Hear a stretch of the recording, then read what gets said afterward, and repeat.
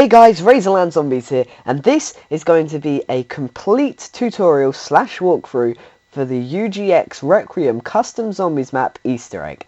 Now let's get into the video. So the first step is to build the power. Now you have to get the power switch, which is right there. You have to get the fuse, which is right here. Now these can spawn in different locations, but you know, these are the ones that were in my game, and they might be in your one as well. And you also have to find the power box, which is there. So when you've done that, you have to build the power, which it's only those three parts. That's all you have to do, and then just turn on the power, and that is the first step done.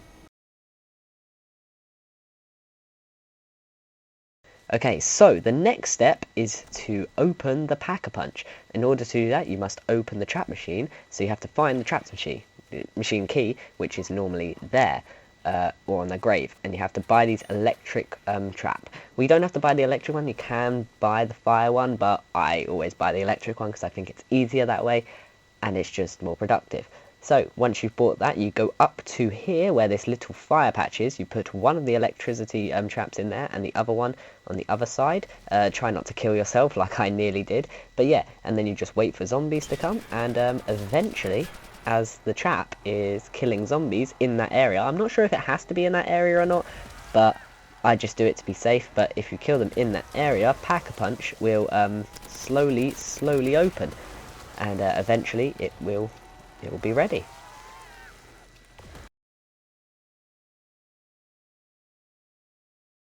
Okay, so the next step is to upgrade the Ballista into the gravity bomb. Now the reason you need this is because you need to destroy all 5 statues that are placed in the map. So we've got one statue that is near to, or is pretty much next to Jug, which is right next to Pack-a-Punch as well. There's another statue which is near the main training area, a bit off the map, but just up there next to the barn. There's another statue which is just a bit further down from Jug and Pack-a-Punch, near a teddy bear location. There is another statue right as you come out the house near the where you find the traps machine key, and there is the 5th statue which is right next to the power room, and then you can move on to the next step. Okay, so now this step is the hardest step of them all. So what you want to do is once you've destroyed the statues, you can actually go into this little barn roomish kind of thing and open this outdoor area where you will see another fire. Now in this place you have to kill 30 zombies using a Sentry Gun. So you can buy a Sentry Gun from the trap machine. It also has to have a skill point on it, so you have to buy the Sentry Gun, and then you actually have to buy any of the skill points, any skill points you want. You have to buy one of them. It's going to all in all cost you about 2,000 points overall, so you have to do that, and then you can bring the Sentry Gun to the fire. I'm not sure if it has to be in the fire, but I think it does for these ones. It would make sense. So you just put it in the fire, and then you just got to kind of kill zombies. So the strategy I went for was training them up, then bringing them through, but as you will see, it didn't really work amazingly.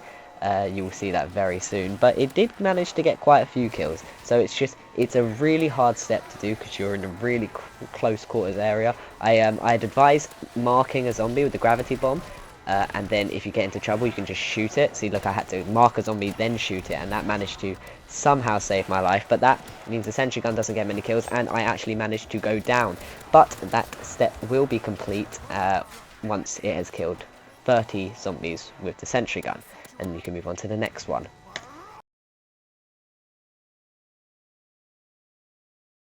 Okay, so once you've done that step, you should notice that there is a teleporter on the floor, which actually takes you to the elemental Pack-a-Punch machine, but these new parts have spawned in, so there will always be a detonator there, well, in the times I've played it, and there will also be a satchel charge, but that can spawn in 2 places, and so you want to blow up this kind of hatch door thing, which does lead to some more doors, but you need a hacking device in order to unlock the doors that are down there. But some more zombies should spawn in once you have blown up that little hatch door, but also the circuit board parts should spawn in, so there will always be one there, and there will always be one right there. So once you've got those parts, you want to go to the build work table, and you want to build the parts, and that is that step done.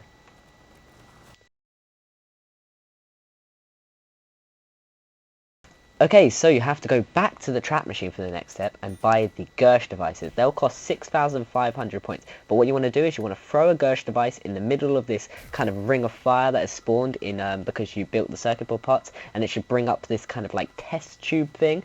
And that means you have to then kill zombies in order to fill up their souls, so that their souls go into the test tube, and eventually, once you have actually filled up all the souls, which will take a while, it'll take a little bit of time. I'm not sure how long it will take, but you do have to kill a reasonable amount of zombies, and eventually it will get completely filled up, and that means you will then unlock the hacking device.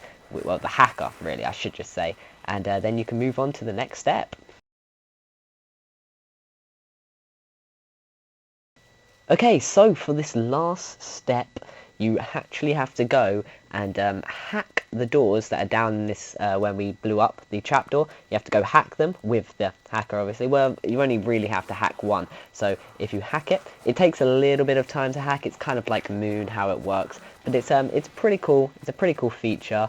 And it's really nice to see all of these different features implemented into custom zombies. But yeah, once you've done that, then you'll come across some circuit boards which you have to destroy, and then you'll come across these screens. So if you haven't found the elemental pack-a-punch machine yet, it should say you must find the elemental pack-a-punch elemental machine in order to complete the step. So the way to get to the elemental machine is by going up these stairs, and it's by that's where you put the sentry gun. It's just that teleporter that right there. It will cost you 1,000 points to teleport, and it will cost you another 5,000 points to elemental upgrade. I think you could probably only get one elemental upgrade done. It does take a little bit of time to actually upgrade the gun, but once you've done it, you should get a different kind of element on it, and then you go back down to the screen, so it says use the elemental machine to upgrade pack-a-punch guns 3 times into unique elemental weapons. Now, it can be a list of different elemental weapons, but you only need to kill 30 zombies with 3 different types of elementals. So what I did, I upgraded the LSAT. Now that turns into a fire element, which is really cool. It's a really cool element. I also upgraded the Honey Badger, which turns into the Honey Zapper, which, if you can guess, is a lightning element. It's a really good gun, actually. Yeah, it did quite well on the zombies. It's a lot of fun to play with these different elemental weapons. But my third and final weapon that I upgraded was the AK-74U, which turns into a wind upgrade. That wasn't the best gun, and as you can see, I've actually lost all my perks, so I actually went down using this gun. So it wasn't the best decision, but once you have done that, you will see that these drops will spawn, and it gives you all of the perks, a free thunder gun, and I think once you go down, yeah, because you got Who's Who, you can always get all the perks back. Yeah, and you also get a 4th weapon as well, and that is the Easter egg completed. There is no more steps to the Easter egg. There is a side quest Easter egg which has the health retriever and stuff, but I don't really feel like doing that. That's an optional one. You don't need it for this one. But that is the entire Easter egg for UGX Requiem. There is a full walkthrough there. Thank you for watching the video. If you enjoyed this video and if you found it helpful, I would really appreciate it if you could subscribe to my channel. I'm quite low on subscribers, so that would really help me out. Please like the video and share it to anyone as well. Thank you for watching. I've been Razorland Zombies, and I'll see you in the next one.